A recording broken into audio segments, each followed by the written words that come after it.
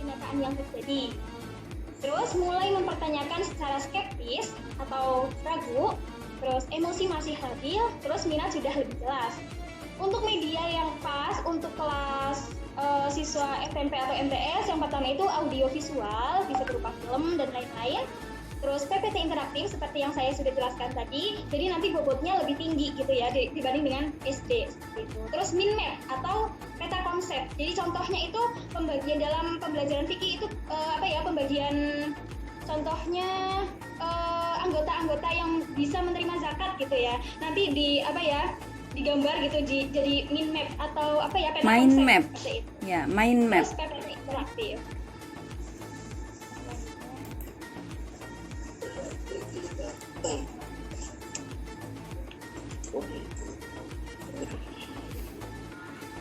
Untuk selanjutnya itu analisis kebutuhan pengembangan media pembelajaran bagi siswa SMA, MA, memasukkan soal benar salah gitu ya. Nah, dalam PPT interaktif itu biasanya nanti ada soalnya, terus nanti diklik tombolnya nanti di slide nomor 3 tadi saya itu mencoba menggunakan PPT interaktif ya kalau di Play. Jadi bisa ke slide berikutnya gitu. Terus kalau di Play kalau nggak di itu nggak bisa, Bu. Coba ya, coba. Iya. Nah, gini ya. Iya, Bu.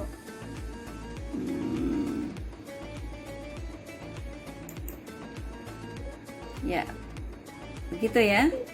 Ya, jadi nanti tombol kliknya itu untuk benar atau salah. Nanti ada emotikonnya, kalau benar itu gambar oke, kalau salah itu gambar menangis apa gimana gitu. Jadi biar lebih hidup kelas. Terus yang kedua itu pop up book. Ini kalau saya bisa share screen juga, saya bisa menampilkan pop up book gitu ya. Jadi pop up book itu seperti buku 3 dimensi yang dibuka, terus nanti ada bagian-bagiannya gitu. Terus yang ketiga itu puzzle, yang keempat itu kotak dadu. Nah, di sini guru bisa bisa mengimplementasikan permainan dadu dengan materinya. Contohnya materi contohnya di bukan PAI ya contohnya ya, keragaman Indonesia contohnya ya. Nanti dadunya itu dikocok, terus keluarnya angka berapa. Nah, angka tersebut itu menunjukkan contohnya manakah yang disebut dengan tari piring gitu. Nanti dadunya dikocok, terus ditunjukkan ini namanya tari apa gitu. Terus yang kelima itu game edukatif, sama dengan SD kelas rendah. Selanjutnya. Terus analisis kebutuhan pengembangan untuk siswa SMP atau MTS. Yang pertama, senang berkelompok, mampu berpikir abstrak dan logis. Mampu berpikir abstrak itu seperti halnya contoh saja ya, mahasiswa dalam bidang mesin, terus mahasiswa dalam bidang psikologi. Nah, kalau mesin itu berpikirnya itu tentang mesin, bagaimana menjalankannya, bagaimana memperbaikinya jika rusak. Nah, jadi kan barangnya kan kelihatan ya, kalau itu namanya berpikir konkret, jadi kebalikan dari berpikir abstrak. Nah, untuk berpikir abstrak contohnya itu seperti mahasiswa psikologi. Mereka itu mempelajari perkembangan kognitif gitu. Jadi perkembangan kognitif itu kan tidak bisa dilihat ya seperti itu. Jadi hanya bisa dipelajari. Jadi yang ketiga itu memiliki rasa ingin tahu yang besar terhadap suatu hal. Jadi mulai kepo di sini. Masih senang bermain gitu ya. Jadi guru itu menyiapkan media audiovisual atau video dengan suara juga. Di situ diimplementasikan dengan gambar kesukaannya. Contohnya seperti gambar ini yang di PPT, PowerPoint, atau gambar kartun gitu dalam materi pembelajarannya. Terus untuk yang kedua itu komik. Nah, jadi siswa SD dan MI untuk kelas rendah itu masih senang bercerita atau diceritakan, yaitu dengan komik. Jadi pembelajarannya itu diimplementasikan dengan komik gitu. Terus yang ketiga itu anggota badan sebagai media. Anggota badan sebagai media itu bagaimana? Contohnya dalam pelajaran fikih ya atau PAI dalam SD ya. Nah, untuk mengetahui gerakan sholat yang benar, guru bisa mempraktekannya secara langsung. Karena apa? Karena siswa kelas SD atau MI itu lebih mudah memahami secara dengan melihat langsung seperti itu. Terus untuk yang keempat itu media diorama. Ini kalau saya bisa share screen, saya saya tunjukkan media dioramanya. Jadi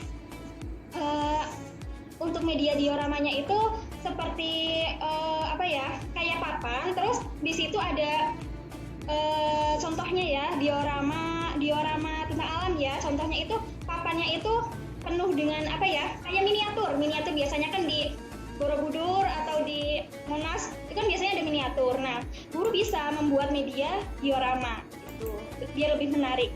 Terus yang kelima itu game edukatif. Jadi buatlah games menarik mungkin agar apa ya, guru itu bisa masuk ke dunia siswa dan siswa bisa mengikuti atau bisa masuk ke dunia guru.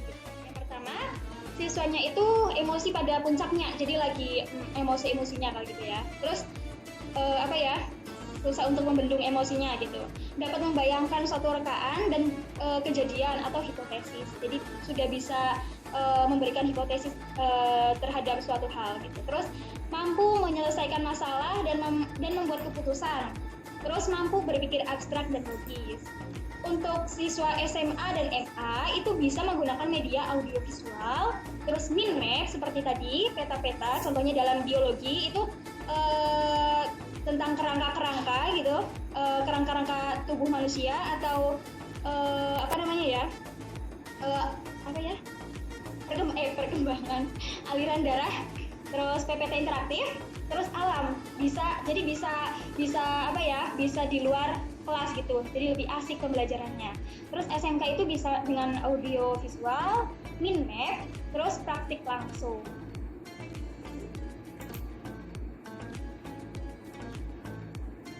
Untuk selanjutnya itu analisis kebutuhan pengembangan media pembelajaran bagi dirinya. Itu karakteristik itu pengalaman yang diperoleh kurang, terus sulit menulis dan membaca, perilaku yang stereotip atau apa ya, jadi kayak gitu.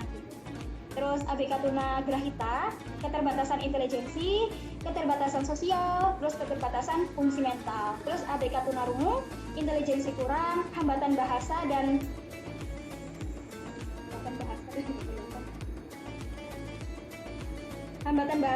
bicara, terus tidak pede, terus egosentrisme, terus tunadaksa, percaya diri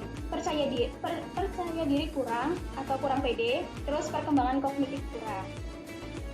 Nah, untuk pengembangan media pembelajaran untuk ABK itu untuk tunanetra, yang pertama itu Piglet atau pena. Jadi untuk apa ya, untuk menulis apa ya, huruf braille. Iya.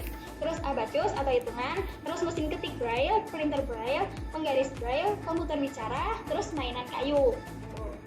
Terus tunagrahita itu bisa dengan media gambar, terus dengan buku yang sudah didesain. Jadi contohnya itu menyusun alfabet, menyusun angka gitu, menyusun kata gitu. Terus tunadaksa apa ya, alam atau tentang alam ciptaan Allah gitu ya. Contohnya di sini ada matahari, ada langit, ada gunung, ada pepohonan dan seisi alam ini. Terus untuk game itu bisa juga dengan memanfaatkan kerja kelompok gitu ya. Jadi nanti siswa itu dibagi beberapa kelompok. Nah, nanti guru itu menyiapkan kertas dan pensil, boleh pulpen, boleh spidol.